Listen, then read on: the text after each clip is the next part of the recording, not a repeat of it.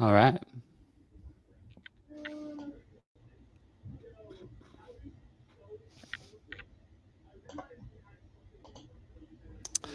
All right, everyone. Hello, and welcome to an episode of Jack Jewell Live. Very happy to have any of you here. Please give me a shout out in the live chat. Tell me where in the world you're tuning in from, and give the video a like. Please subscribe if you can. If you're new to my channel, my name is Jack. I am a gay content creator. I make videos about politics, mainly UK issues, with a key focus on the crazy gender wars.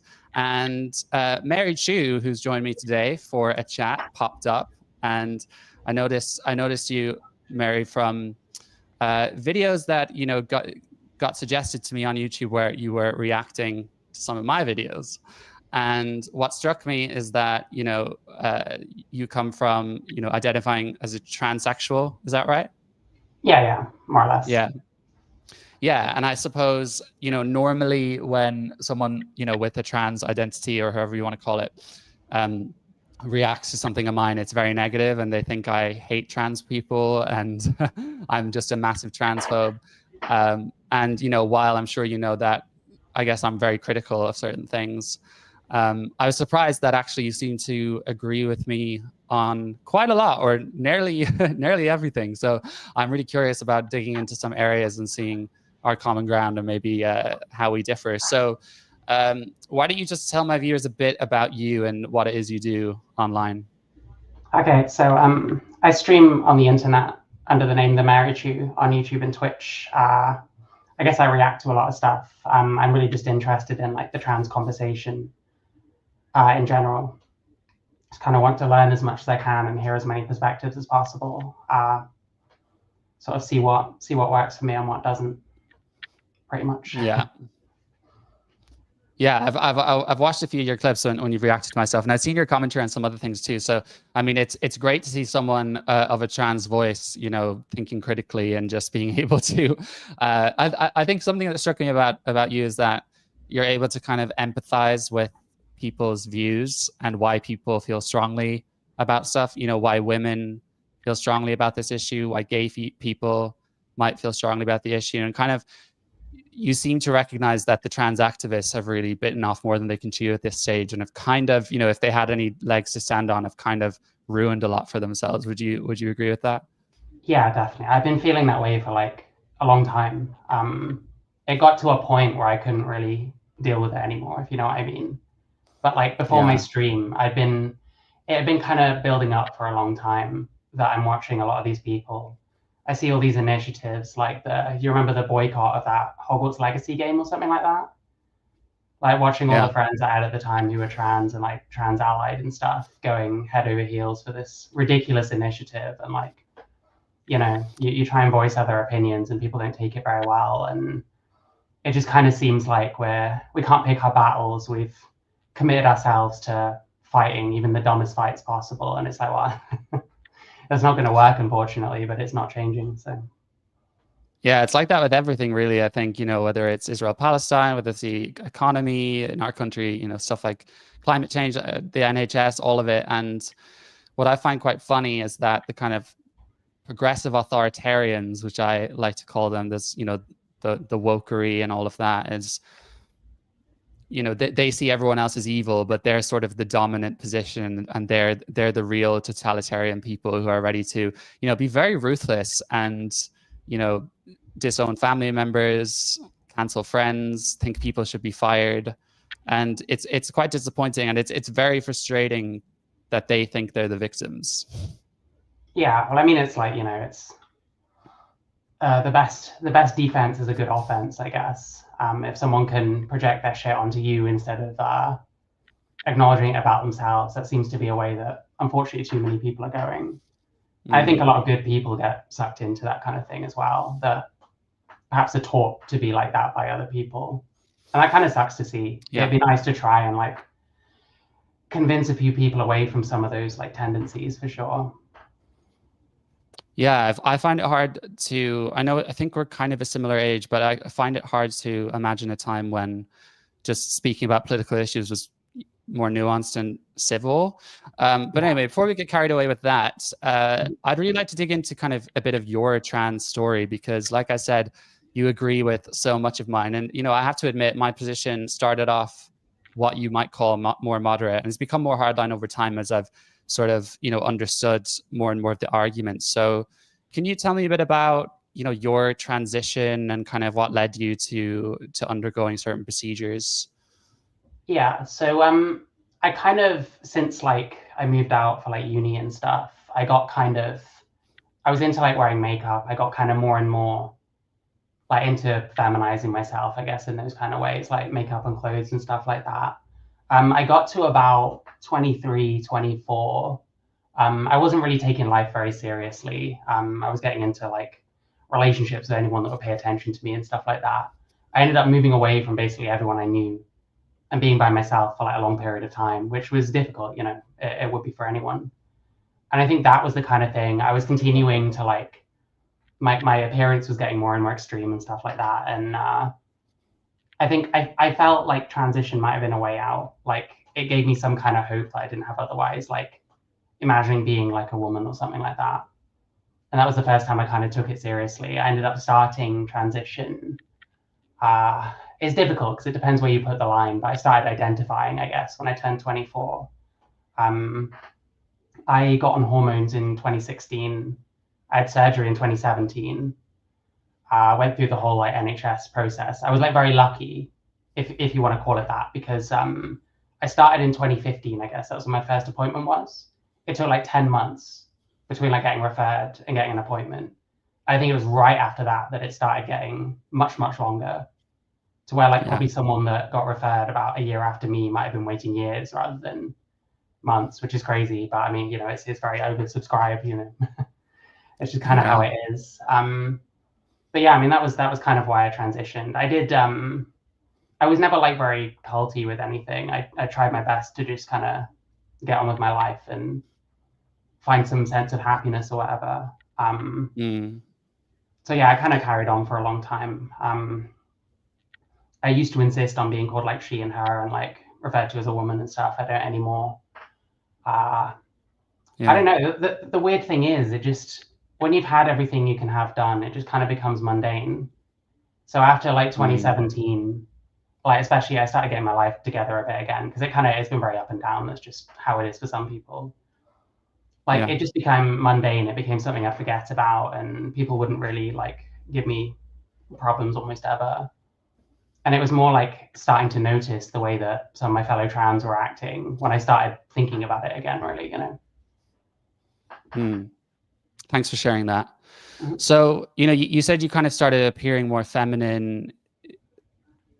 How can you explain the desire to, did you have a desire to be a woman, or was it more about escaping masculinity? So like in my like late teens and early 20s, I always felt I'd rather have been born a girl. In fact, when I was a kid, I felt that way as well. But when I was younger, I was a bit more kind of, well, it is what it is. I just, it was just something I was interested in. It was just how I preferred to like present myself if I had a choice. I think it got to where I transitioned because like my life kind of fell apart a bit. But it's just how I feel. Like, I can only describe it as how you're dressed now. Like that's, how you're happy looking and stuff. It just kind of feels similar to me. And obviously, you're familiar with the Blancharddian typology, homosexual, transsexual, if you're attracted to men, and autogynephile, if you're attracted to women. What do you think about that framework, and how do you see it in relation to yourself? I certainly note like AGP tendencies in myself. Like I'm straight, I'm a heterosexual male, I wouldn't be a homosexual, transsexual by that alone. Like, I think it exists for sure. I definitely think it's like a sliding scale. I think what people tend to do is essentialize AGP, for example, as, you want to whack off like thinking about yourself as a woman or dress as a woman. When I think that's quite an extreme way of putting it. And for a lot of people, it's not necessarily like you know, sexual in a way. Like there's a guy called Ray Alex Williams on YouTube who's a detransitioned male. You might know of him, who talks a lot about like AGP and like some of his. We should come back to him, by the way, because I have some thoughts. But yeah, go on. Okay.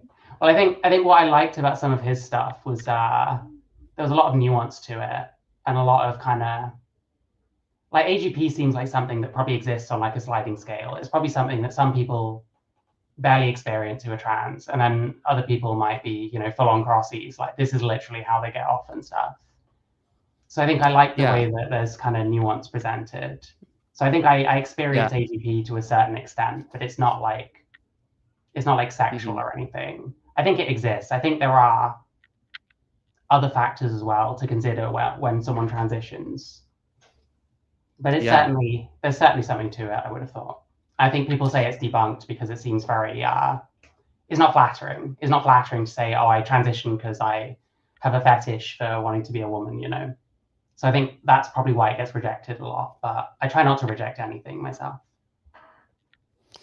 Yeah, no, thanks for sharing that. I think I've explored this topic a lot. I haven't maybe spoken on it too much recently because I felt like I just exhausted a lot of it, interviewed a lot of people. I interviewed Ray actually. And, you know, obviously the trans activists get angry if you talk about it, and the feminists or a lot of women get angry when I try and explore nuance behind it too, because from everything I've read and people I've spoken to, it's clear to me that there's more dimensions to it than just fetish, in that if it is kind of a form of inversion of sexuality, then it can have other characteristics such as affection towards this idea of yourself as a woman, kind of a romanticization, a sort of partnership, or a feeling of just comfortability. Because when I think about my attraction towards my partner, I mean, when we're together for the day in public, I'm with him and we're romantic, but I don't feel turned on. And when someone says, when an AGP is dressed as a woman and goes outside to the world, that they're just, you know, 100% aroused all the time, I just don't buy that idea. I don't like, typically male sexuality kind of has a big surge and then climax and then kind of settles again. But I think the problem is that you do get AGPs who actually are like that too. Like you get some of the guys who go into women's spaces and do things like get tampons from the sanitary bin or jack off in the toilet. I'm sure if you read some of the MTF Reddit and you see posts about them, you know, squirting their girl juice in the bathroom and stuff like that. So I think it's really difficult for women in particular to, I really understand, to be honest, and sometimes I feel the same way, in that they feel like if they give an inch to the idea that they're sort of normalizing welcoming these people into their spaces, and they'd rather say, you know, I don't really want to know any more about it. I know enough about it to know that I don't want to share my space with those people. And I think it's fair, but then I do kind of have empathy, and I feel bad for, well, maybe I don't pity, but as in I have empathy for people maybe like yourself who perhaps experience that, but not in such a black and white way. But then everyone will kind of, even though you're here online kind of pushing back on all the craziness, and you say you don't care if people call you he, him, and you say you're a male, you know, that a lot of these people will still characterize you as just, you know, a predator kind of. And I personally, I don't think that's fair. Yeah, I mean, I don't know. If someone wants to make out someone's a predator, I would say they need like evidence for that in any case. You're going to get predatory people. Unfortunately, that sucks. Certainly an argument as to why you might not want to include like male people in women's spaces at all. And I'm like open-minded to that kind of stuff. I don't need to like access women's spaces to like live my life. So you would say there was never kind of a fetishistic element. You just, so how can you describe the feeling? Because I'm just trying to understand. I mean, what did you feel / do you feel that you want to just have a female body, or was it also for the world to see you as a woman? Kind of both. It's hard to explain. Like, I certainly kind of got into the headspace at one point that I couldn't care about myself as a male. And by transitioning, I realized that probably wasn't true.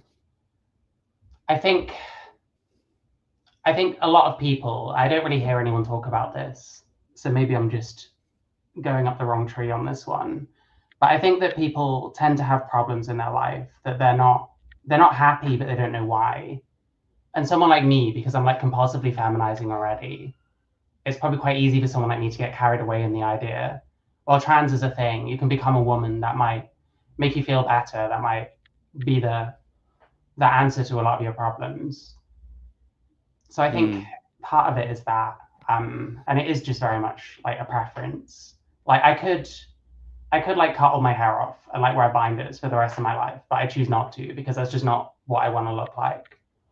I think the other thing to remember is like with AGP, even if it's quite a pronounced case, when you've been on like hormones however long, if you have surgery, you are going to see a reduction in like that kind of sexual feeling, just because that's what happens, you know. So it's kind of, it's also a bit more difficult because I had my surgery in 2017, like I said. It's a bit more difficult even to remember sort of how I felt, you know. Yeah, sure. So with the NHS, you know, you talked a lot about how you became isolated, and you might have seen this as a solution that would make the rest of your life better. Did doctors in the NHS explore that? Did they challenge you or push back? Or what was that model like? I don't know if I really talked about that. I don't know if I really had the words to understand that, or if that's something I picked up in hindsight. Like mostly, like Jesus Christ, I have like all my files somewhere because I asked for them ages ago, and then hilariously they asked them back from me for some reason. But like I forget what I really talked about. I think there was a lot of this kind of, you know, I always felt like I should have been a girl and I do this, that, and the other. I genuinely felt that way at the time. I think I certainly convinced myself. So I don't think I really talked about that kind of stuff. I think there's a lot of stuff I talk about now that I never would have had the chance to bring up with the NHS at the time. Yeah.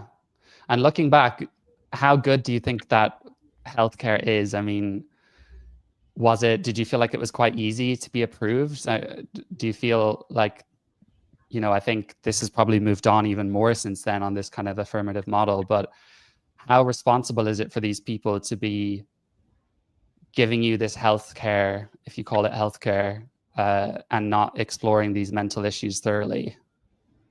Well, like in terms of exploring other issues, pretty much all that happened was I had to see a psychiatrist before I could get referred. And that was sometime in 2014. So then all they really did was screen for like schizophrenia and bipolar, like not in as many words, but asking things about, you know, do you feel like your thoughts aren't controlled by you? Do you have manic episodes? That kind of thing. So that's clearly what they were doing. And that was about it. Like, I have mixed feelings about it because really anyone, like if you decided you wanted to become a woman tomorrow via transition, let's say that it's completely possible, whatever, you probably know what you'd say in order to convince someone you have gender dysphoria. You know what I mean? I think anyone can work out what you should say if you want to get trans healthcare. So I think in that sense, it's not super secure, but I don't know how you'd like improve that. And like with my experience, I did the psychiatry thing. A little over a year later, I had my first appointment. I had another appointment. You need 2 before you can get hormones. Only 2? I think so. Yeah. Wow. Shit, I'm trying to remember now. You see 2 different like specialists, like 6 months apart. And bear in mind, I'd waited like 10 months to see the first one. They want you to live as a woman, i.e. change your name. It's pretty much it. Live with stereotypes. Yeah. I think it was just 2 appointments, and then there was like a review after a while. So after you've been referred and seen someone, it should take about 6 months to get hormones. And like, again, it depends what you say. It depends what kind of thing. Like I was already like wearing like, you know, I even wore dresses back then. I don't do that anymore. But like, you know, I was very much presenting as about as cliche a case of like being trans as you could. So it wasn't super difficult. And like they were, you know, it wasn't like they were trying to affirm me. They were kind of, it was quite open ended. And I was explaining like my experiences and stuff. But it is all kind of, it's going towards a specific like conclusion at a certain point, I guess. I just want to do a quick shout out to Sky for the super chat. Thank you so much, Sky. Two of my favorites together. I love you both. Thank you so much. If anyone else wants to give a super chat, I will show your comment on the screen. I feel very high tech with this streaming stuff that I've kind of learned to do now. So, yeah, I mean, to me, to be honest, that just sounds absolutely insane. 2 appointments with a psychiatrist. I mean, I'm glad to hear that you say you've kind of been lucky on the physical side, but to prescribe people this life-altering medication, which will likely set them on a path to surgery, potential surgery, that's just insane to me. Yeah, I get what you're saying. Like, I guess to them, they've had 2 different professionals talk to me that would count as some kind of due diligence, and they've had enough like input from me to determine that's what I want. I mean, at that point, it was like, well, that is what I want, so that's what I'm focused on. I don't know. It is very foregone conclusion, I think, because there really is only one way. You're either going to continue or you're going to stop. And I think, but I mean, if I feel like, or not, so. I guess in black and white terms, but I feel like if the approach was more thorough and they didn't start from a point of, are you going to do this or not? Yeah. With the right kind of therapy and understanding your problems and why you're choosing to, I mean, why you feel this way, and perhaps there's more underlying. You might choose not to do it, but sort of feel free from it instead of just being denied it. You know? Yeah, I mean, what's tricky is, I mean, ultimately, is based on how people feel. So it's like at a certain point, would you not just be kind of explaining the same thing to person after person? Like if you're that dead set on it, I think it can be quite difficult to kind of get out of. It's a very difficult one because like it probably needs a lot more safeguards than what it has, but it's like, well, how does that even work when we're talking about stuff that is what someone feels, you know? I mean, you could start with, you know, lengthening the time before you know, a period of 2 years of counseling and therapy where the approach is to push back, to challenge, to try and understand why you feel this way. And I don't necessarily mean the goal has to be to stop you, but I mean, the less people that do it and can be happy in themselves or comfortable, the better, really, because then they don't have to medicalize, you know? Yeah. So I feel like there's a lot they could do, because it does sound, you know, even in your case, that there was a lot more going on, that where your life circumstances improved or different, maybe those feelings would have become less prominent. Yeah, possibly. Yeah, like I said, it's a tricky one. When it comes to like gatekeeping and stuff, I'm trying to think, like, because I don't really know what would have pulled me out of it at the time. Did you feel it was an obsession at the time? Was it kind of Kinda, all you could think of? Like, I was able to get on with my life, and I think another mitigating factor for me was things started to get better for me as I went through my transition, because I was also like working a lot more and like just kind of like learning how to get on with other people, I guess. It probably sounds strange to a lot of people, but it's just kind of how things have gone for me. So I think that all going on at the same time, and it being a fairly like affirmative kind of time period where people don't want to be mean, and you know, people see that you're trying to look trans and trying to look a certain way, and they'll be kind to you in general. So I think a lot of that coincided. Yeah. And it felt like it was making me happier, and maybe it was kind of, you know, on the side of that, perhaps. Yeah, I mean, you're getting at something that I wanted to ask on, because, you know, we have this idea of the placebo effect, and you're convinced you want something and then you start getting it. So could you see that being an element of it, that it sort of allowed you to allow yourself to be happy almost because you felt like you were moving in the right direction? It's possible, yeah. Did you enjoy the kind of changes you started seeing from the estrogen? Yeah, I did.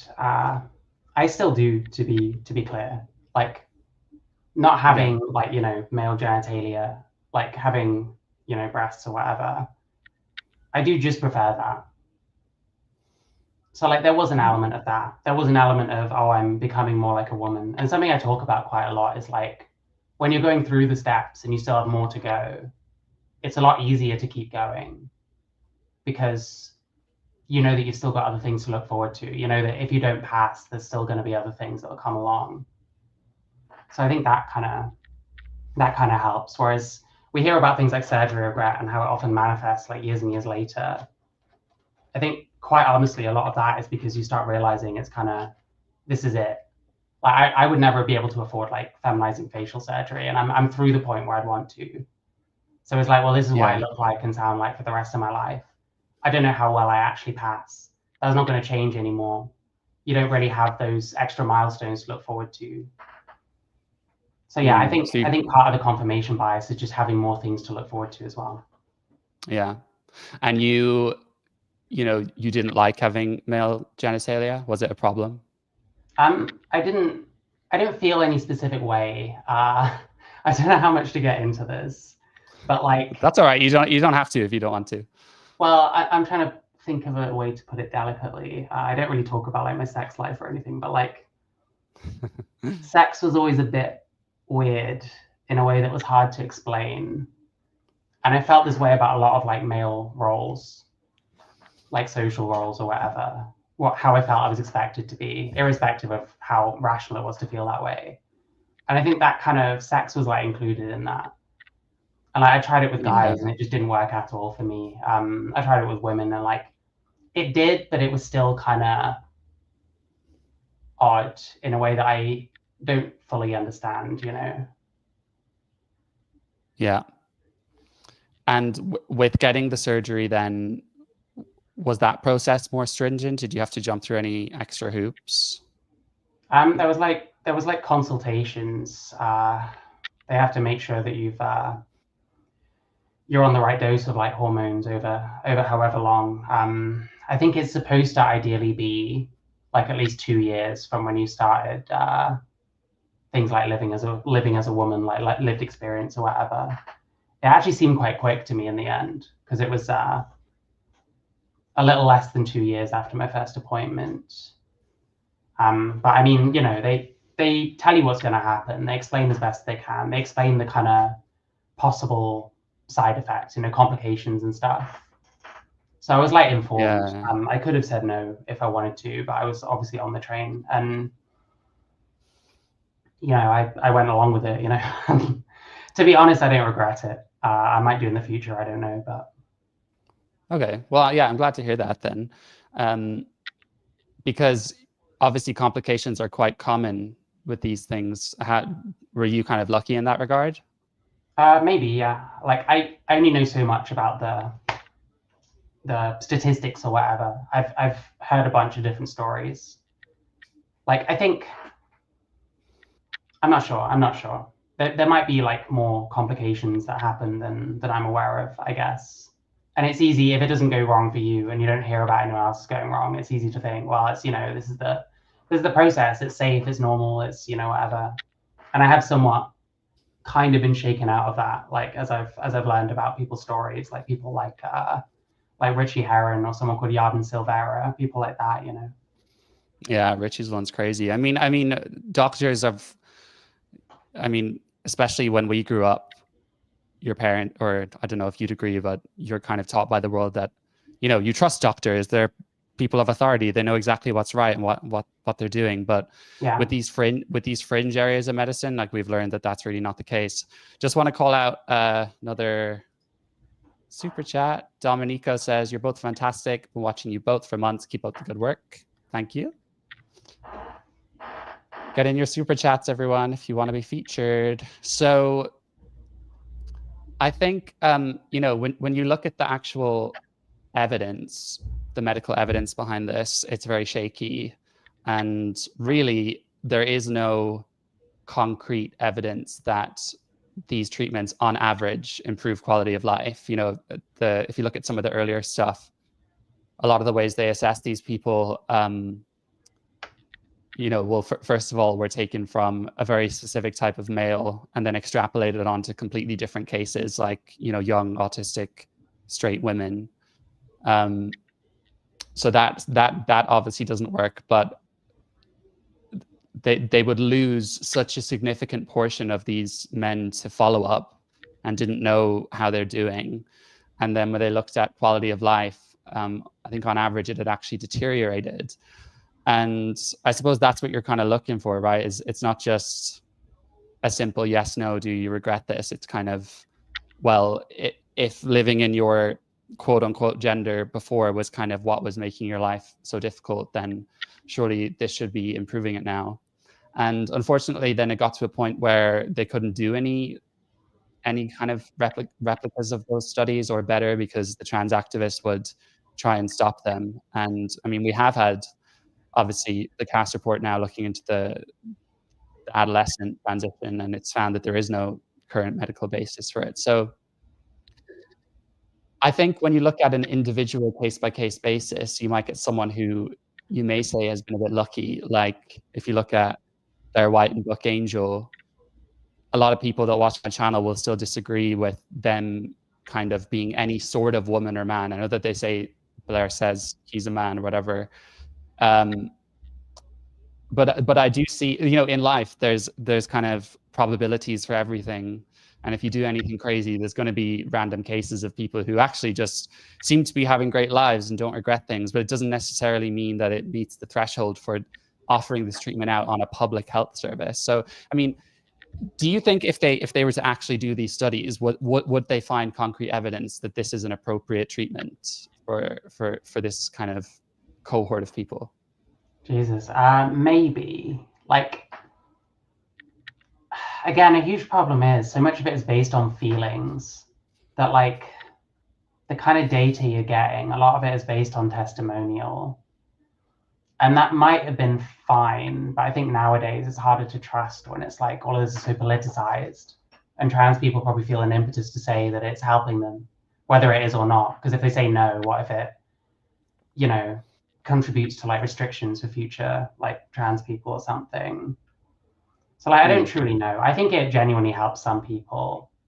I think passing is quite a big factor though. I think a lot of people are kind of putting their problems onto other things, or putting problems that are actually other things onto their gender. And I find it hard to believe that a lot of trans people I see around are particularly happy with how things are. So I'm not sure. Like, yeah, I can believe it like does help people, but I'm kind of aware that the evidence for that isn't great. I'm kind of going on what I see.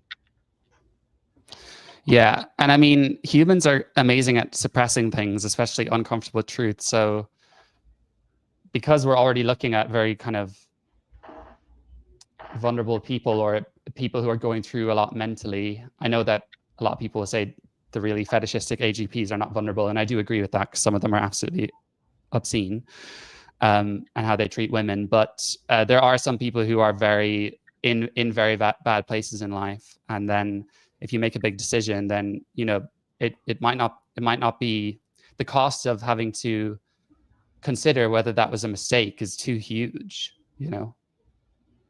Yeah, it's tough. It's tough. Sorry, I literally had a thought that I have now lost. That's okay. Would you say you're still kind of even working more things out? Like more things are occurring to you about your experience? Or do you feel like you've got to a place now where you've sort of unpacked everything you need to? I don't really know. I'm sure there might be more things that come to me. I've had to spend quite a lot of time thinking about not just why I'm trans, but like all sorts of other things, especially over the last like 5 years or so. So I think there's probably not much left to discover. And I think I've ultimately realized that I might well have just ended up this way no matter what, because it's quite a strong compulsion I have to like feminize. And I'll always be wondering, like, well, what if I did transition? Like if I didn't? So it's like, do you think though you would have even had the idea of it if you didn't have the internet, and if humankind had not come up with this kind of idea of let's modify people's bodies to look like the other sex, do you think that would have even occurred to you? I mean, if I didn't know what trans was, then yeah, I probably wouldn't have. I'd known what trans was for like quite a few years before I transitioned myself. Like I'd met a trans person like once, heard of like other people and stuff. I mean, yeah, obviously, you know, like the fewer people that ever hear about it, the fewer that will transition. You might end up getting a lot more feminine men. You know what I mean? Yeah, I mean, could that have been an option for you, just allowing yourself to be feminine and not having a medical situation? Maybe. Like, I think what was tough was like, I struggled kind of finding my own happiness, and I kind of used other people for that. If I'd have met someone, like, I mean, I've been in a relationship for like 8.5 years or something. If I'd have met someone like who I'm with now when I was younger, it's quite possible I wouldn't have, honestly. But I think I'd always have been like compelled to like feminize. So I don't know for sure. I think there always would have been that kind of what if feeling. So it's very it's quite complicated, but I don't know, maybe that answers that. Yeah. No, I understand. It's, you know, if I look back to 2017 and what I was going through then, it's not like I could just regurgitate all my feelings eloquently, especially if I was going through such a kind of intense time period and possibly not thinking straight at times. You know, I'm highly skeptical of transition, and I think the place we've got to now is unfortunate, because I think that it's got so crazy that it might, you know, if they were to do studies and realize, oh wait, this actually isn't improving enough people's lives that we need to meet the bar, that it will end up not being a thing at all. I mean, we've had all sorts of medical scandals in the past, which now have come and gone. And I sort of predicted this might be similar. And I'm not really here to say, let's ban it. And I don't know what to do, because it's very difficult to now retreat to a more moderate gatekeeping approach because of how strong the activism and institutional capture is. But in any regard, you know, I really don't think this should be given on the NHS and paid by the taxpayer. I think it should be a private thing. But then that's difficult, because it's even tougher to try and have gatekeeping. And if it is a process of just, well, if you can pay for it, you can do it, then there's, how can you argue to someone you need to see a therapist if it's just like going to a cosmetic surgery and getting breast implants, you know? Yeah, What well, do I you mean, it's think? like that. It's like that a bit in the US, isn't it? Like some of these like clinics, I think you get some that are a bit more like what we have in the UK, where it's like a long wait and all that kind of stuff.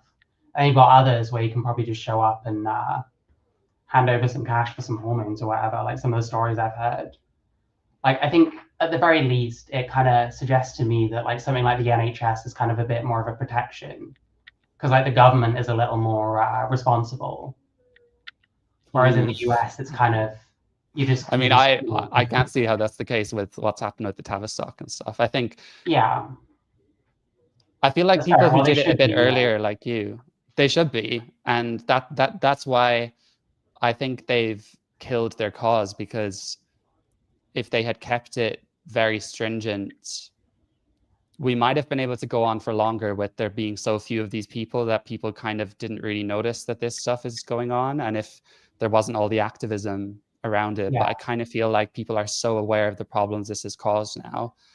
And I mean, at least in your case, if you're happy with what you've done, you've already done it, so you're not going to be denied it. Do you know what I mean? But I'm quite suspicious that that's kind of where we're going. I mean, can you? I suppose I'm just not. I mean, if I if I was really body dysmorphic about, I'm quite slim and I work out a lot, but my body's always stayed pretty much static in terms of muscle. And, at 31 now, I don't care and I'm quite happy with my body, but it has always been frustrating. Do you know what I mean? Because I know some guys who do CrossFit like I do, and they just seem to kind of pack it on so much faster now. Some of them use steroids, but there are some who don't as well. We have kind of natural genetics. But if I got to a place where I was just so dysphoric about my slimness, taking testosterone would definitely allow me to bulk up. And there are private clinics now that are kind of prescribing TRT, testosterone replacement therapy. It's getting bigger and bigger. And I feel like a lot of males are kind of going to it, sort of getting diagnosed with low testosterone, although on the NHS it wouldn't meet anywhere near the bar. And it's kind of becoming this on-demand service for testosterone. So I find it odd how it would be. I mean, I tested my testosterone just out of interest, and it wasn't low enough to meet the bar. And I probably wouldn't have done it anyway because of the risks. It's funny because imagine if I did that, all the trans activists would be saying, "Oh my God, he's getting gender affirming care. What a hypocrite." But I just find it amusing how I am male and I naturally produce testosterone. But even if I wanted to, I couldn't get it prescribed by a private clinic, let alone the NHS. But then men can get prescribed estrogen, which is the opposite hormone, and it's kind of harmful for your body. That to me is just completely incongruent. Yeah, I get what you're saying. I hear from like women who talk about they have like bad periods and stuff like that, whatever. My partner's like that, and like, bemoaning that they can't get a hysterectomy until they're like 50, whatever, if not later. But like for a trans man, it's apparently required after a few years because stuff starts like atrophying. So there's some quite strange. I don't know if I want to see loopholes, but like you kind of access stuff like that where it's kind of very not the norm, if that makes sense. Yeah, and I can see why it sounds strange. The whole trans rights are human rights. I mean, they are asking for special privileges because, just like I said, I wouldn't be able to get testosterone, but a woman could if she said the right things. Yeah. I mean, I guess it's like they're helping a specific mental disorder or whatever. That's how they work around it. But it certainly looks weird when you start thinking about it in relation to like other people. Mm. So when you first transitioned, would you say you were buying into the ideology? Did you believe trans women are women? Where did you sit on that scale? I guess to an extent. Like, I don't think I've ever not felt like, well, I was born male, I'm still male on some level. I've always felt like, well, I'm not the same as a woman. I'm not trying to be, you know what I mean? I definitely used to believe like the trans women are women thing. Oh, I'm a type of woman, like that kind of stuff, which I don't really think anymore. If I'm a type of man, that's absolutely fine. I just don't really care what I'm labeled anymore. I think, yeah, that must be quite freeing though, to be able to kind of allow yourself to just. Well, it's stressful, isn't it? Like, you think about, you look like somewhat feminine, but not really like a woman. You sound somewhat feminine, but not really like a woman. And you want everyone to call you she and her, like instinctively. Because I feel like a transsexual person, that's how it is. You don't want to announce your pronouns. You want people to guess them and guess what you consider correctly. You know what I mean? And if they don't guess right, it's probably because you did something wrong. You're not trying hard enough or whatever. But it's like stressful. And there's only so much a lot of people can do. Like, not many trans women pass. And after a while, it kind of is like, well, I'm a male person. People are going to call me a he occasionally. People are going to refer to me as a man rather than as a woman. Like, do I actually care that much? Like, is it worth driving myself insane? Like, spending 40 minutes every morning doing my makeup, all that kind of stuff, when I still don't feel like I resemble a woman that much. I think it's just sometimes your perspective is what has to like shift, I guess. Yeah, and you're your own kind of man, which is, a man can be anything really, except a woman. But so if someone says he or calls you a man, like, does that feel like a dagger, or is it kind of an ouch, or does it just kind of not faze you at all? I think occasionally it does, but to an extent, that's still me kind of coming out of that phase of my life. And I don't really see it very often because, you know, I'm streaming, my chat is not like talking about me, they're like talking to me. So it's like, it's one of those things, like occasionally it kind of hits me the wrong way a bit, but I think it's just more like I'm used to being referred to as a different way. Because like in general, like overwhelmingly people like would affirm me and stuff, and you know, I wouldn't like try and make it a forced thing or anything, because I don't like forcing people to like do this, that, or the other. Like I already have I have like sensory issues. I'm funny about like noise and stuff, and I really hate the feeling like I'm trying to control people. I don't want people to feel that way, and I try and take like personal measures as much as I can to like make sure that I'm okay. And I don't know, I don't like the idea that I'm trying to like control people. So the best way to deal with that is to just not control people, you know? Yeah. I'm really glad to hear that. And I mean, that's a healthy approach for anyone. Is that the problem with trans activism, and that is that it's setting people up for failure, because all of us, a lot of people go through periods of time where they're angry the world won't see them the way they want to be seen. And they see they project their problems onto the world and society to, you know, make excuses for their failures. And I know that we can be dealt difficult hands, but we see enough examples of people who come from nothing, come from harrowing experiences to know that it's possible. And I think a lot of people are too scared to accept that, because it means that they have to take responsibility for themselves. So, you know, you can kind of empathize with some of the trans voices sometimes, even though they're so militant now, I find it difficult to. But, you know, I remember Jordan Peterson speaking to some, and they said, those aren't my pronouns. And he said, I don't think it's good for me to use these pronouns. And I think he kind of, it made sense there, because in a way it's sort of, it depends on the context for me, because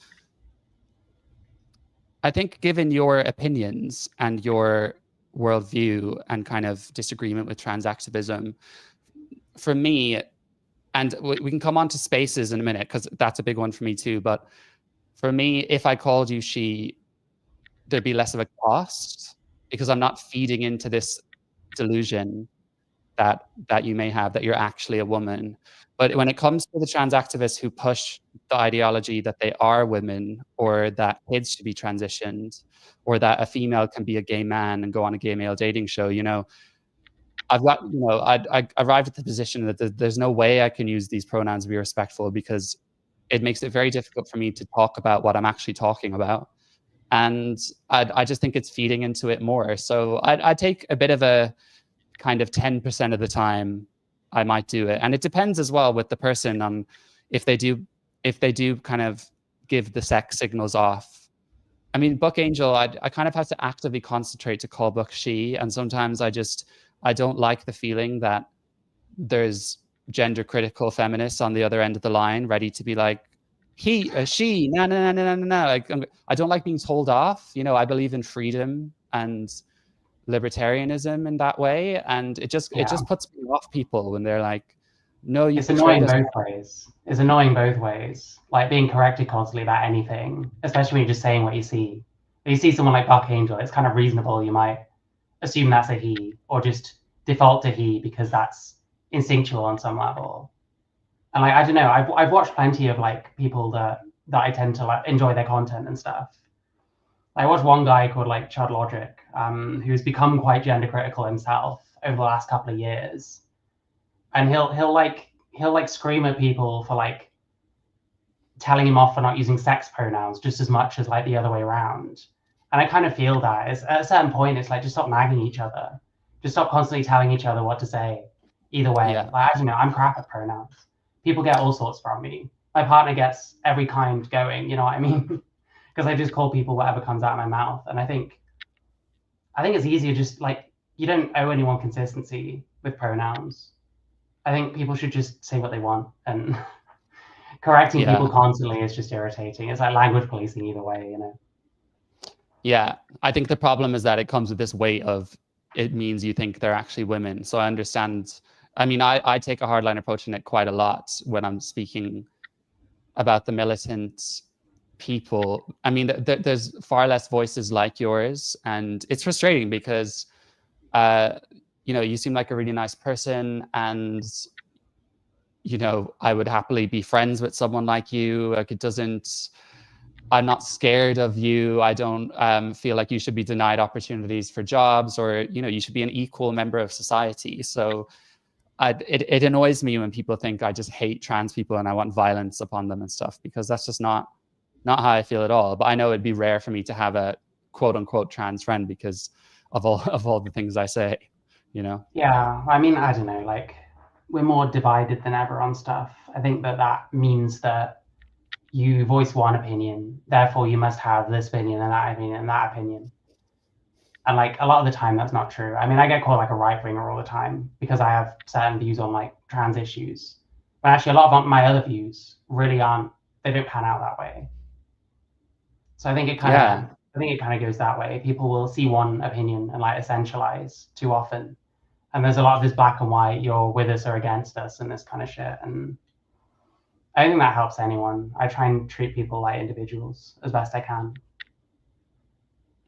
Yeah, totally. Me too. And I feel the same way about race. I feel the same way about all these things. I just want us to treat people as equals and use meritocracy. I think particularly when it comes to race, you know, on Twitter now, there's definitely a lot more kind of ethno-nationalism going on when it comes to, you know, just talking about brown people versus white people. And even in, like, I'm going to be very careful about what I say here because I'm not an ethno-nationalist and I'm an immigrant from Ireland. You can kind of say I'm part of the British Isles, but whatever. It's difficult. I know that I'm kind of going on a tangent here, but it's difficult with that because the projections we have is that white English will be a minority. And I just don't believe that should happen. I think it's wrong to replace a nation in such a rapid, you know, fair enough if it happens over centuries and it's just so natural. Or, you know, if a country actually actively conquers us and we lose, like what do you do? But given that it is on track to become a minority, it's really difficult because then it's like you start becoming sympathetic with these kind of ethno-national ideas, even though I really don't feel that way. But I think it should be managed in a way that doesn't cause us to become a minority in our own country. And then how do you tackle that without social engineering around ethno-nationalism? So I guess, where was I even going with that? I just mean, oh yeah, my point was, we live in a multiracial, multi-faith society. And if we are going to achieve that, and I think it's failing right now in terms of multiculturalism, and we see the rise of Islamism combining with the far left, you know, Islamists in parliament. I think the only way we'll function in a multiracial society is through meritocracy. So no more of this, like, you know, race baiting diversity schemes where if you're black, you have special opportunities. And it's just going to get to the point. I'm worried because it's going to, all of this is bubbling up. It's not just trans or race, it's, you know, faith, it's everything. And the more we kind of push people away and say, you know, you're privileged, you can't have an opinion on this, and we need to give these people special opportunities. Like, you know, I've been listening more and more to people about this oncoming civil war, and it's sort of, it's quite terrifying. I mean, are you kind of cognizant of those ideas? Yeah, I guess. I mean, like, from what I understand, like, white British people don't have enough kids, and that's quite a common thing in like Western countries. Like, there's plenty of European countries that are even worse than we are, where like, you know, we're decently below like 2 kids per couple or whatever shit. Yeah. And then, you know, the economy needs like enough people coming in because people are leaving it, going on to benefits, because that's, you know, what old people do. So it's always a tricky one. And my understanding is like the government have tried all kinds of things to try and get people to have more kids, and it's not happening. You know, like, the cost of living is what it is. It's more uncertain as to how you're gonna make your family work and stuff. So unfortunately, we just become more reliant on people from overseas. And I think like we're like the multicultural thing, like, you know, as a colonialist kind of country in the past or whatever, I think that was kind of inevitable in a lot of ways. And like, I'm not very like anti-immigration, honestly. Like, I'm not like a lock up the borders kind of person. I'm not necessarily anti like multiculturalism. I grew up in the Midlands. There's a lot of like, especially Indian, like people of Indian origin or whatever. I don't remember there being like huge amounts of problems. Albeit it was quite rural, you know, Warwickshire. It's quite a nice area, but like, yeah, the I thing believe is, like, in a type of. I'm sorry. Go on. Well, you see like enclaves of like some kinds of people, I think, that develop. I think a lot of the problem is integration, probably. So when you get certain kinds of cultures that aren't especially like compatible with like what we're doing, and they form like enclaves and like little sub societies or whatever, I think that can give rise to a lot of things. I think that might have been like a factor in like the grooming gangs kind of scandals and stuff. So I think it can work, but it doesn't always. And I think it's tricky. Yeah, and I think integration is probably a big part of it. Yeah, and I feel like we're just so I don't understand the conversations around integration, because they're saying, oh, we need to integrate, but to me we're far past that. I mean, how if you do have certain communities in parallel societies, you know, going to, like, obviously the focus is on Islam a lot, because that's probably where we're seeing most of the lack of integration, but you have a whole kind of town that's mainly Islamic. You have an Islamic school, they go to mosque. I just feel like that's beyond integration. I mean, what are they integrating into? And I think a lot of people place the blame on immigrants, which I think is wrong, unless they've committed crimes in which they deserve everything they should get. But I mean, if you welcome in a collectivist culture, and I think it just shows, it's quite sad, because the UK used to be such a kind of prosperous, world leading of, you know, excellence country. And it shows just an obscene weakness, in my view, that they decided, okay, we're just gonna kind of have loads of immigration, but then just have no pride in, and I mean coming from the top down. I don't really mean like the average working class person, because a lot of them do still have a lot of pride, but you can't really blame a collectivist culture for not learning English and not integrating when they come from a place in which that's not natural, and they're being given zero onus to do it. And in fact, they're actually being celebrated. They're being encouraged to just live their culture. So, I mean, I believe in a sense of multiculturalism that's kind of hyphenated. So for me, I very much, I wouldn't really call myself British, because I mean, I'm Irish, but I've lived here 12 years. So I identify more with Britain, and I'm kind of Irish after that, if you know what I mean. So, I mean, if you're a Hindu or something, you're sort of British first, Hindu next. Like, I think that's the kind of model that it should be. And that's what we see in America. You know, there's most people, whether you're Democrat or Republican, love being in, well, actually, I say that, maybe that's changing. We obviously have a lot of people that hate the West now, but I think you see a lot more national pride there. Yeah, it's tricky. Like, I think immigration is always going to be a hot button topic. I'm sure I could be wrong here. I'm sure in like some like countries in like Scandinavia and stuff like that, they've been becoming a lot more like selective over who comes in. I think that's probably going to become the norm, like most places. Even if like reform get in like 4 years, they're still going to need to bring people in for like care jobs, nursing, stuff like that. So I think that's probably where things are going. Like, that eventually more and more countries are going to just be more selective and say, well, we'll bring people in, but they need to be, you know, they need to have like some kind of pre-existing thing that they're bringing or whatever. So guys, please, if you want to ask us some questions to either myself, Mary Chu, or both of us, start putting them in the chat now. But I guess just to wrap up that, you know, are you sympathetic towards any political parties, or how would you feel if reform got into power? Do you are you actively interested in that kind of politics? I'm not like a right winger. I wouldn't like. I voted Labour the last election, which I don't know how well that'll go down. But I mean, I don't know. They've done some stuff that I think right wingers wanted the Tories to do. Things like publishing crime stats with nationalities. They want to tackle, what is it? They want to something like they want to deal with like people traffickers, like under terrorism powers or something like that. So there is some stuff they're doing. I tend to be quite moderate. I'm like kind of centrist, liberal kind of thing. Ultimately, like whoever gets in, like my life's going to carry on. I don't treat it like life or death. I think too many people do.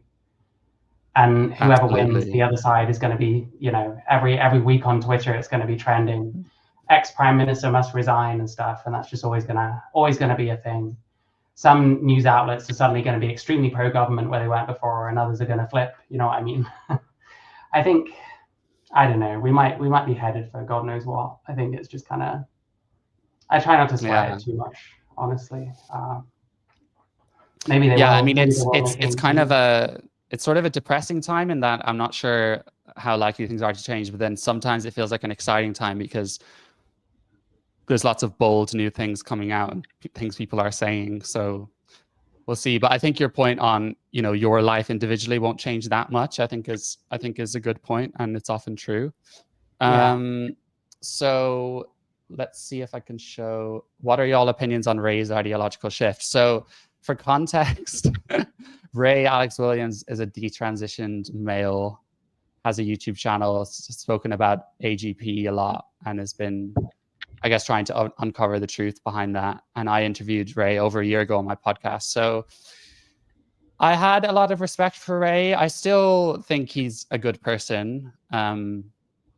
But it's made me a lot more skeptical of trusting prominent voices in the AGP world, like Aaron Terrell and Phil Illey, because Ray has now shifted to sort of Christian fundamentalism, and he says things like being gay is utterly sinful and wrong, and he says that Catholicism is the only one true religion. And I'm just like, come on, man. I mean, to me, I'm sure he'd think I'm talking absolute shite right now, so sorry, Ray, but you know, you thought you were a woman for what, 7 years, and you were a full-on TRA, and then you completely shifted your position, kind of, you know, then very much into like all the AGP stuff, and now you're some sort of just hardline Christian who thinks being gay is wrong. So I mean, that kind of hurts a little bit that he's so hardline in that position, but you know, if he treated me with respect, then that's all that matters, really. I don't really care. So that's my opinion on him. I'm a lot more skeptical of trusting what he says. Do you have any thoughts? Were you kind of aware of that? So I know about the Catholic stuff. I mean, listen, if it makes them happy, then fair enough. I try and be careful because I'm like an atheist, and I'm in a sphere where like a lot of like trans people don't like religion at all. I don't know. I try not to get too much into that kind of stuff. Maybe this is what he was looking for. Like, good luck to him, honestly. Like, I don't really watch stuff about like Catholicism, so that kind of content doesn't appeal to me as much. But yeah, neither do I. Yeah. I just see X posts, which I find very arrogant. I hate when someone I've not seen those. I hate when someone acts like I have the truth and that is it. Yeah. You know, I'm just immediately put off by that. I like people who are thoughtful and say, this is what I believe, but if you believe something else, that's cool. Is there anyone starting organized transsexuals speaking out? I'm not sure what that means. As in like transsexual people like organizing. There isn't really much of that. And I don't know. I think the transsexuals tend to be the happier ones, the ones that are more likely to be trying to integrate with society. I think that's why you don't hear from them as much. There isn't really much community for those kinds of people, honestly. Like I said, I think most of them are getting on with their lives. It's much easier to find communities around, you know, being trans and very far left, for example, or whatever else. I just want to highlight this comment. So Jack is repeating conspiracy theories. Immigration has its problems, but shit made up by demagogues about replacement don't help anyone. So I just want to be very clear that when you refer to the Great Replacement theory, that suggests that there are forces who actively set out to make white people a minority, and that was the agenda. And I don't believe that. I absolutely don't believe that. But I mean, the projections are pretty sound. If the scale continues and the birth rate continues, it's just inevitable. I mean, I'm not saying that's bad or good right now. I'm just saying it is inevitable if we're not having enough children. So that's all I was saying. I don't think that anyone has planned this intentionally. I think it's just happened as a result of geopolitical and economic factors and policy decisions that sometimes weren't well thought out. But like I said, I believe that we can coexist in a multiracial society, and I'll befriend anyone, no matter what race they are. Are you wearing a dressing gown? Do you have aircon? So it's not a dressing gown. Should I? Oh, stand up. It's actually from Zara. Nice. It's very summery. And I don't have aircon, so I'm absolutely dying right now. We're in almost no one in a heat wave. Yeah, I have a fan, but I didn't turn it on because of the mic. Declan Kelly, thank you so much. Sounds like an Irish name for the super chat. I've never had this many super chats, guys, so I really appreciate it. Great interview. I'll definitely look back on what I've missed. Looking forward to popping in Marychu streams. So yeah, hope you're getting some more subscribers. Let's see, I'm looking for the question marks. Do you think Jack's eyebrows can ever compete with Brad's? Hang on, let me just... Brad Palumbo's I'll find a picture of Brad and put him up. Brad's a good guy. I'm interested. You guys can be the verdict. Let's see. I think yours are a little bushier. He has the advantage of being very dark-haired and like pale-skinned. But I think yours are bushier. Does that answer? I mean, it's kind of mean how they made you answer that question, but what do you guys think? If Brad saw this, he'd be like, "What the hell are you doing?" He has very impressive eyebrows. I'll say that much. I feel like though he probably has naturally better eyebrows than me, because I'm about to let the cat out of the bag, guys. I dye my eyebrows, and I shape them a little bit. So there you go. Not ashamed. It's my gender affirming care. So leave me alone. I'm sure you guys will be biased, but questions. Well, there's so many comments. Here we go. So what does Mary think about the push of gender ideology on young children and in schools, especially as young as 5 years old? What about pride? Has it outlived its purpose? I think it has. In terms of young children, I don't support like transitioning children. I think it's an adult decision. Like, I think the biggest thing for me is you're expecting a child to decide that maybe they're never going to have kids for the rest of their life, which is something that, you know, if you decide that when you're like 10, you're probably going to change your mind at some point. So like, I'm not for any of that. I think at some point, like maybe in your teens, you should understand that like, you know, trans people exist in the way that you should understand that like gay people exist and stuff. It's like, it's an adult decision to me. Like teaching kids about things like gender identities, like I don't think it helps really. I don't think it's gonna, I know it's hard to put what I think into words, but fundamentally my position is leave them alone with that shit, honestly. Well, I agree on that. Do you believe in gender identity? I mean, everyone refers to themselves as something. Like, I guess I believe in it, but I don't really see the importance of it, if that makes sense. Like anyone can call themselves anything if they want to. And things like... So what is it then? To me, it's just what you call yourself. If you think of yourself as a man, that's your gender identity. That's all I see it as. And I see it as much less important than what other people see, than the other people say. What does that mean though, thinking of yourself as a man? Well, it's your, you know, I think a self-identity, I consider it like a label, you know what I mean?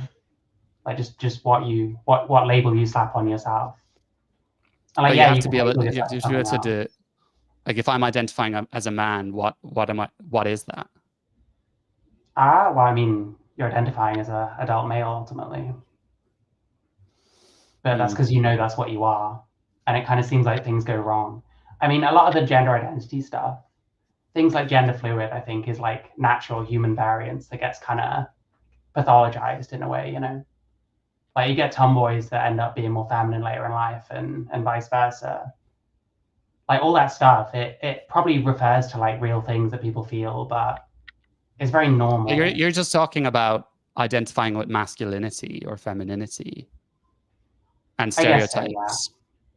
I guess so. I mean, like, I don't have an amazing concept of like gender identity because I just don't think it matters very much. I don't think it matters what you call yourself. You can call yourself things for all kinds of reasons. Because even with, I'm kind of challenging you a bit here, but even with your pretty kind of like with reality opinions, I feel like you're getting into the realm of sort of the spiritual essence now of kind of, well, it's just something you feel, you can't really define it, you just know it. Well, I wouldn't say you just know it, because knowing something makes it kind of objective in a way.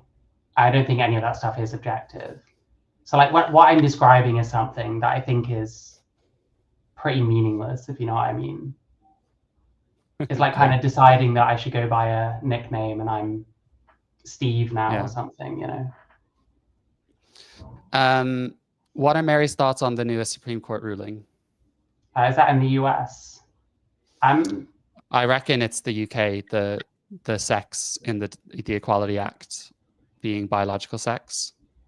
Oh, if it's the UK thing, I don't see a problem with it. I think the words woman and man should be based on something real.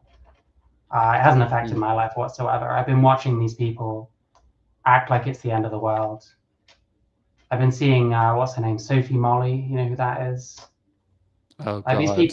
These people will variously be like, oh, it's the worst thing in the world. It's like I'm literally dying because of it. And then he's like talking to that Sarah Jane Baker person. And Sarah Jane Baker's like, oh, I don't care, I'm an anarchist. And then suddenly these people are like, oh, yeah, no, that's right, we don't care. It's like, well, no, you do. Like you've been crying about it nonstop. Of course, they're an anarchist. This is Sophie Molly. And this guy, he has an issue with you, right? Oh, Heather Herbert, yeah. So Sophie Molly is one of Heather Herbert's polycule. They're currently polycule. Yeah. There's three of them. There's three male people, sort of vaguely hinting at being feminine or something, and none of them look it. But like one of them makes videos, and I reacted to a few of them, and they've copyright claimed me. So I'm getting like 2 strikes on my channel, which I'll then be able to appeal. Like one of them is like fair use. It's like you react to something, you give your opinions. It's much longer than the original. It's transformative. It's a different purpose as to why the video exists and so on. The other one, he doesn't even own any of the content for. It's like stuff that he ripped from like BBC and stuff with permission. How can he do that? Stolen his content. Like it doesn't make any sense. It's bizarre. But he doesn't want the criticism, I guess. So I don't know. That's awful. I mean, this one, oh, this is in the Daily Mail. Where's the photo? God. I'm sorry, but he doesn't even remotely look like a woman. Found a disabled toilet. I think he was saying he's dilating in the. Oh, you poor thing. He found, it must have been like a day or 2 after his surgery. He found a place to spread his legs or whatever he put. Disgusting. Oh God, he stood for election. Yeah. So then why do you choose to call him he? Is it just what feels natural? Yeah. I kind of say what I perceive, I guess. And maybe there is an element of, because I don't like this person, I'm going to go out of my way to disrespect them. Maybe that is a factor there. But like, I mostly say what I see. Sometimes people get very inconsistent pronouns out of me, and I don't really make any apologies for that. I'm just like that, you know. But I mean, I don't know what's feminine about a person. You know what I mean? Why don't you guys have AC over there? Honestly, the UK is not built for the heat. We don't often get heat waves. And if you go on the underground, it is disgusting. It is absolutely disgusting.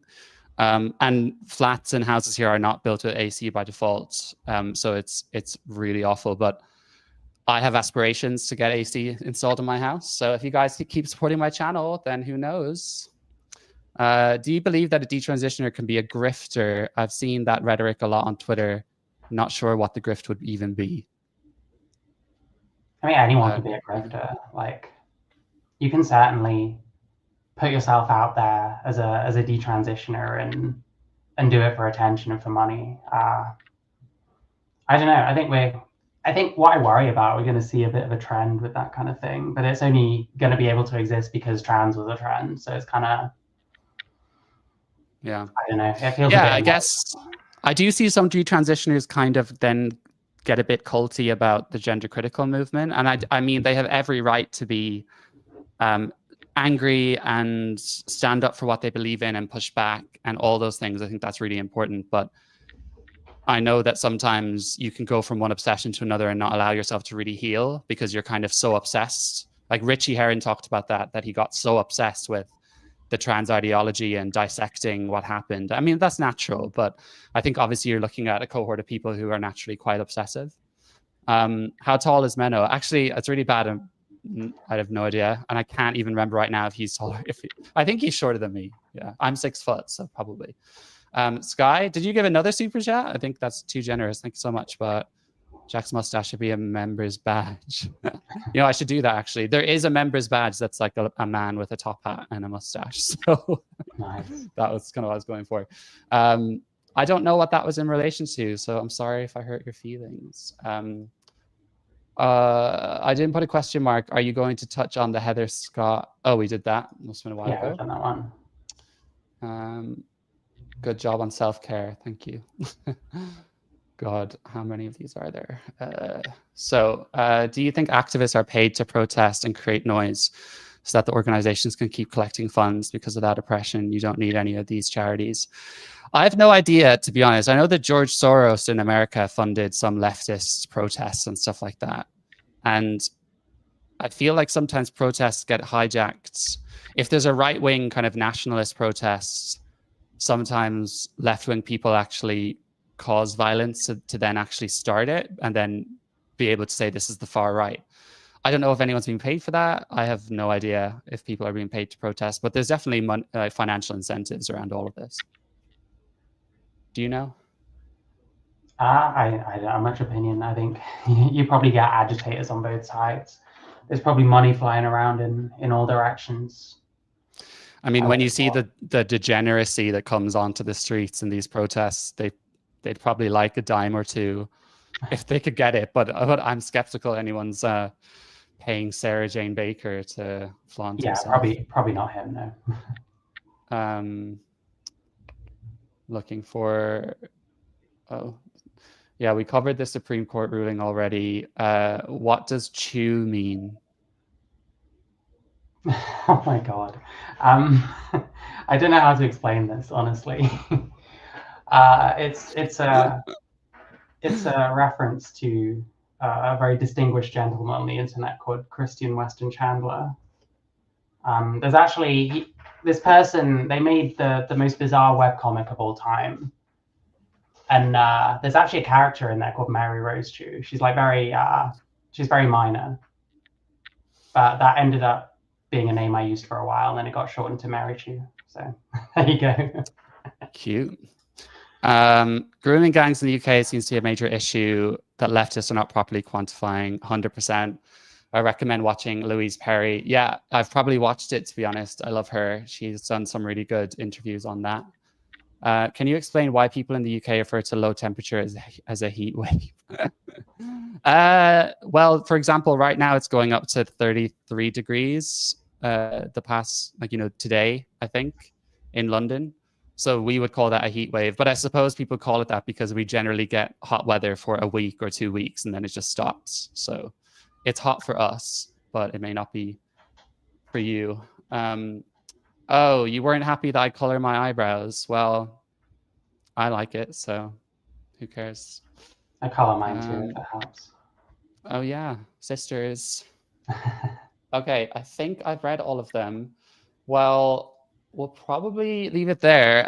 This has been great. Thanks for the conversation. And I also want to thank you for the videos that you've reacted to of mine. And I know that you weren't doing it intentionally to defend me. but I do appreciate that it had that effect, and you could see that I'm coming from a good place ultimately. And I'm really glad that we're able to talk and find common ground, because I think that's, some people just, would rather not do that at all, and I think it's a good thing. So yeah, for sure. Yeah, thank you. So yeah, we're at an hour and 19 minutes, 321 people watching still. So wow, I appreciate that a lot. Thank you so much, everyone, for your super chats. Thank you to themarychu for joining me. I put your links in the description if you want to go check out your YouTube channel and streams. Some of them are really funny, I have to say. You should watch the ones reacting to what's his name? Jen Ives' lobotomy world.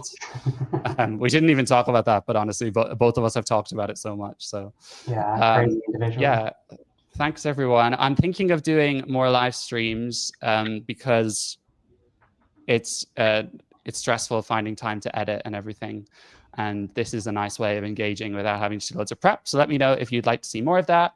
And subscribe if you've not, hit the like button if you've not, and I will see you guys soon for another video. Bye.